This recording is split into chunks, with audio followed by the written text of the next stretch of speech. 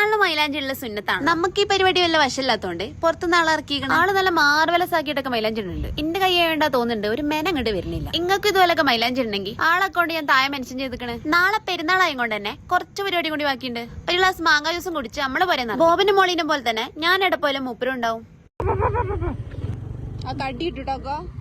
നോക്കണ്ട, വർഗസ്നേഹം കുറച്ച് കൂടുതലാണ്. പിന്നാമരം കണ്ടപ്പോ പെണ്ണെ പോലെ ഉണ്ട്, ഉമ്മരം കണ്ടപ്പോല്ലേ തിരിഞ്ഞത്. അതൊരു നാടൻ കൊറിയൻ പോയി കൊറിയക്കാരെ തട്ടിത്തെറിഞ്ഞ് നടക്കാമിയാണ്ടായി. ചുവന്ന വെള്ളം കണ്ട് തെറ്റിയിരിക്കണ്ട. ദാഹത്തിന്റെ അസുഖമുള്ളതുകൊണ്ട് എവിടെ പോവാണെങ്കിലും കുപ്പിയിൽ കരിങ്ങാലി വെള്ളം മസ്റ്റാണ്. ആദ്യം നമ്മള് പോണത് സിന്ദൂർക്കാണ്. പൈസ നോക്കി നാളെ ഒരു പള്ളിക്കട ഒരു ജീൻസും കണ്ടെടുത്ത് അടുത്തത് ഇൻഡോയാണ്. ഇത് കണ്ട് നാടൻ പട്ടിക്കും ഷൂസോ ഒന്നും ആരും ചോദിക്കണ്ട. ആ ഷോപ്പത്തെ എല്ലാ ചെരുപ്പും നിലത്തുണ്ടായോണ്ട് തന്നെ തെരഞ്ഞെടുക്കാൻ വലിയ ബുദ്ധിമുട്ടൊന്നും ഉണ്ടായില്ല.